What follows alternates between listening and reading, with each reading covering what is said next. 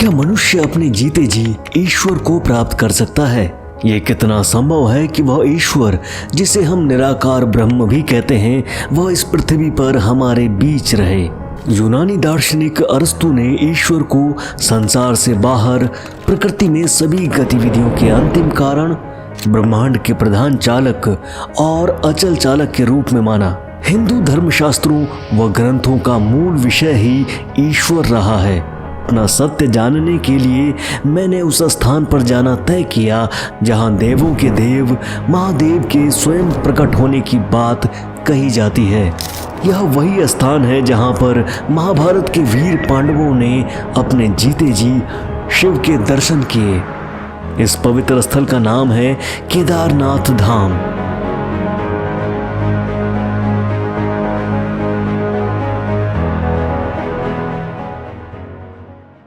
इस व्यवान जंगल और घाटियों के बीच घंटों पैदल यात्रा करते हुए जैसे जैसे मैं ऊंचाई पर चढ़ता गया, प्रकृति का अनुपम सौंदर्य और भी विराट होता नजर आया।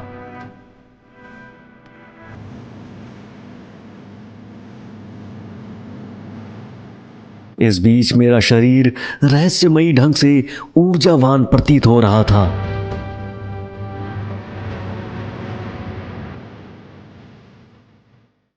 इससे पहले ऐसी अनुभूति मुझे कभी नहीं हुई। यहाँ के भौगोलिक वातावरण का प्रभाव सबसे पहले मेरे सोचने और समझने की क्षमता पर पड़ रहा था। यह सब देखकर मेरी चेतना पहले से और अधिक स्थिर हो रही थी।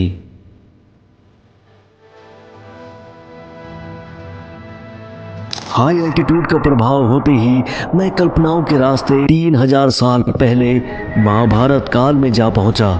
संभवतः वो 5 महान योद्धा पांडव इन्हीं किसी मार्ग से होते हुए केदारनाथ धाम पहुंचे होंगे। यहाँ नजर आने वाली मनमोहक दृश्यावलियों को मैंने अपने कैमरे में कैद किया, लेकिन कैमरे से खींची गई यह तस्वीरें हकीकत के इस अलौकिक दृश्य के सामने झूठी और फीकी प्रतीत हुई। आखिरकार कुछ समय अंतराल के बाद मैं अपने गंतव्य तक पहुंच ही गया। यहाँ का नज़ारा देख घंटों का सफ़र चंद मिनटों सा प्रतीत होने लगा। कुछ ही देर के इंतजार के पश्चात मेरे सामने था अनंत ब्रह्मांडीय शक्तियों का भंडार, केदारनाथ मंदिर।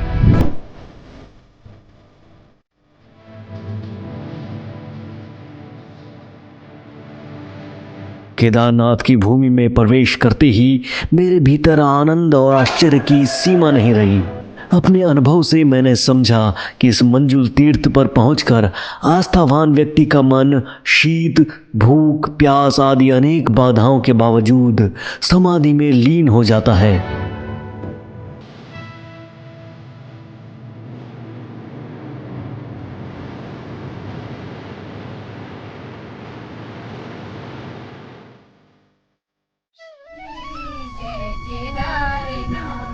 साल के 6 महीने केदारनाथ धाम के कपाट बंद रहने के बाद आज से 3 दिन बाद खुलने जा रहे हैं। मंदिर में पंचमुखी शिव डोली आगमन के स्वागत की तैयारियां तेजी पर हैं।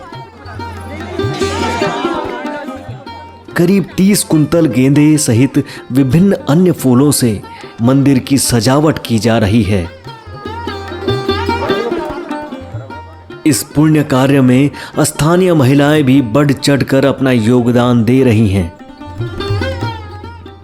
मंदिर में आने वाले भक्त व मीडिया कर्मियों के माध्यम से मंदिर की तस्वीरें इंटरनेट के जरिए संपूर्ण विश्व में दिखने वाली हैं।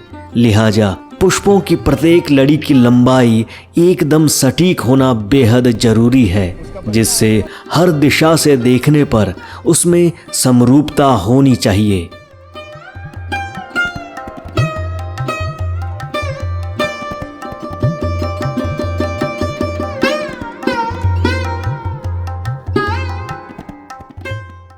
आज का दिन बेहद खास होने वाला है।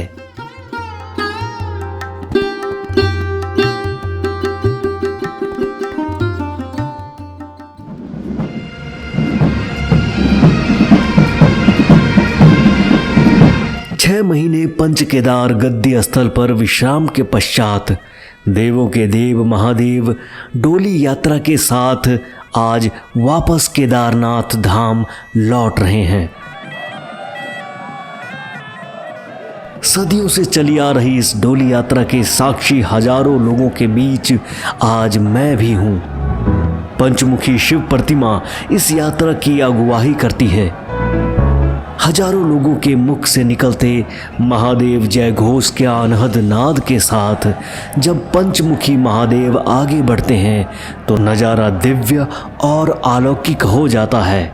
ऐसा प्रतीत होता है मानो कोई चक्रवर्ती सम्राट अपनी लाखों की सेना के साथ विजय पथ पर आगे बढ़ रहा हो। भक्तों के लिए स्वयं महादेव उनसे मिलने धरा पर उतर आए हैं।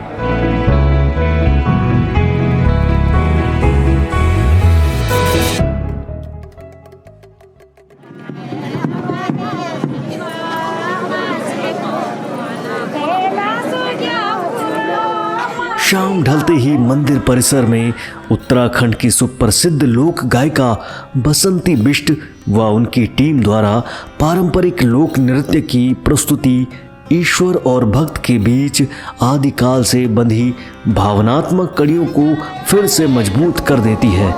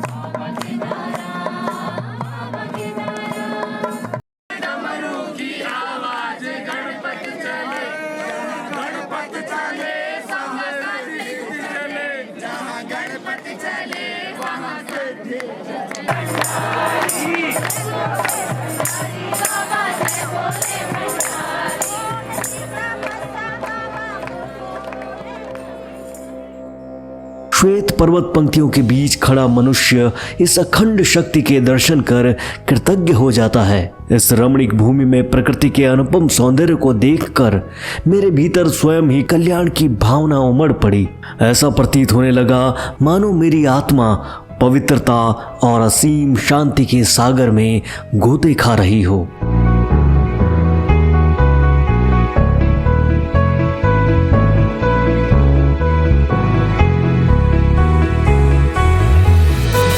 अपनी बेमिसाल संरचना और अलौकिक भव्यता को हजारों वर्षों से कायम रखे हुए केदारनाथ भारत में भगवान शिव के 12 ज्योतिर्लिंगों में से एक है। आदि गुरु शंकराचार्य ने हिंदू धर्म के पुनः जागरण हेतु केदारनाथ धाम का जीर्णोद्धार करवाया था। आदि गुरु शंकराचार्य के इस योगदान को चिन्हित करने के लिए मुख्य मंदिर के प्रवेश द्वार के ठीक पीछे उनकी एक समाधि भी बनाई गई है। मंदिर की दीवारों पर किए गए वैज्ञानिक शोध से पता लगता है कि केदारनाथ मंदिर 400 वर्षों तक बर्फ के नीचे दबा रहा। इस अवधि के दौरान चाहे जैसा भी मौसम रहा हो, मंदिर हमेशा ऊंचा और स्थिर खड़ा रहा। ऐसी जगह पर इतना विशाल और भव्य मंदिर का निर्माण करना उस वक्त के कारीगरों के लिए कितना चुनौतीपूर्ण रहा होगा। अपनी यात्रा के इस पड़ाव में मैंने जाना कि केदारनाथ यात्रा में भाग लेने वाले लोग एक दूसरे के साथ सांस्कृतिक दृष्टिकोण और विश्वासों का आदान प्रदान करते हैं। केदारनाथ मंदिर के निर्माण में विज्ञान और आध्यात्मिकता का अनोखा संगम कई पुरातत्ववेत्ताओं और शोधकर्ताओं को आज भी चकित करता है। आपदा प्रवण क्षेत्र में स्थित होने के बावजूद यह मंदिर अपनी मजबूत नींव और वास्तुशिल्प के अद्वितीय सौंदर्य के कारण बार बार प्रकृति के क्रोध को सहन करने में सक्षम रहा है। इस यात्रा में मैंने अपनी आंखों से ग्रंथों में वर्णित ईश्वर को नहीं देखा, लेकिन उसके ना होने का प्रमाण भी मैं नहीं जुटा पाया। वर्षों के मेरे इस अस्तित्व को एक पल में हिलाकर रख देने वाला यह अनुभव ही ईश्वर और उसकी शक्ति के होने का एहसास दिलाती है। केदारनाथ सांस्कृतिक सह अस्तित्व का उत्कृष्ट उदाहरण प्रस्तुत करता है, जहां विभिन्न जातीय समूह के निवासी एक साथ रहते हुए ईश्वर भक्ति में लीन रहते हैं। यह क्षेत्र प्रथाओं का एक संगम है जो वर्ष भर विश्व के अलग अलग कोनों से यहाँ पहुँचने वाले लोगों के बीच अनोखी सांस्कृतिक समरसता को प्रदर्शित करती है।